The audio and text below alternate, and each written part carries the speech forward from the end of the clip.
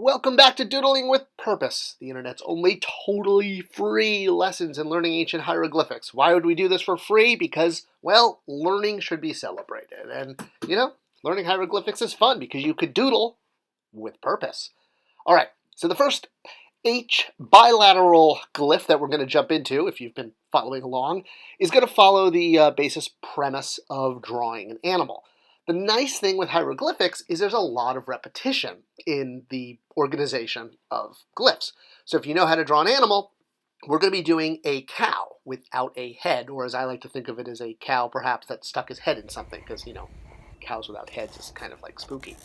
All right, so starting with the lower neck, around, bottom, first back foot, then the base, second foot, which is the front foot. Now we'll draw the second back foot like that and add a second front foot and give him a little tail. So again, all four-legged animals start with the base of the neck right here. As long as you start there, you're in good shape. All right, so this is the bilateral sound hun, hun. See how I'm pronouncing the H? Like hu, hun, hun. Again, this is why it's so important to add all of the sound complements when transliterating because, well, there's multiple ways of pronouncing an H. So here is our first word using the Hun Headless Calf glyph. So the first thing we're going to do is we're going to do the transliteration.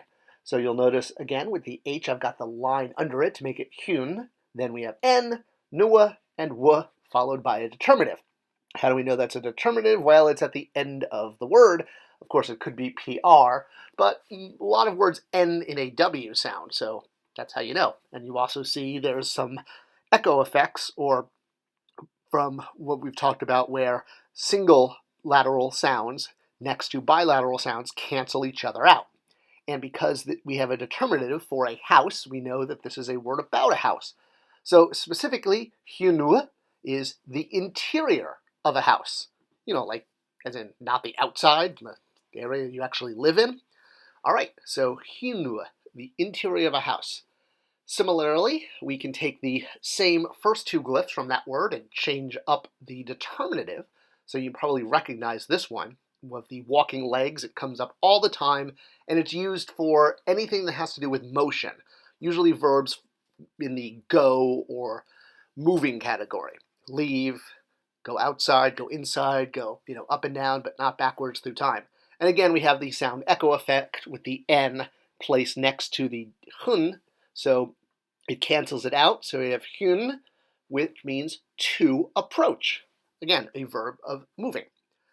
All right, next up, continuing our butchering category, we have the headless calf. Well, now we're actually going to do the block that the butchering is done. It's that block in the middle there that you see the butchers around. So the basic butcher's block is this, and we're going to add detail inside. And we're still dealing with the hue of the H. So the butcher's block is drawn with two diagonal lines down, then connect them at the bottom with a horizontal line and a second smaller horizontal line at the top. But we do need to do the internal detail, which in this case is actually a bit like an X. So you have two diagonal lines down to the center that are short, and then you have two longer lines coming from where they connect out to the bottom corners. I kind of think of it as like an X-Men symbol. Like this is, I don't know, like the X-Men's butcher block or something. This one's for you, Marv. What can I say? I like the X-Men. All right, so hyun with an R sound, the mouth glyph, which is very common. So this, I said hyun. This is HR. This is the butcher's block. So that makes it here with another R. So if you, again, see a single sound next to a double sound, of course that's going to cancel it out with the echo effect. It's just a reminder to jog your memory that you have a bilateral sound. So here means under. So HR plus R means under.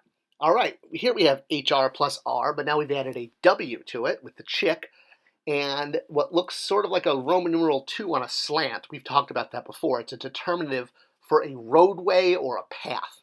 We also know it's a determinative not just because it's at the end of the word, but because we have a stroke line. Stroke lines always indicate a determinative.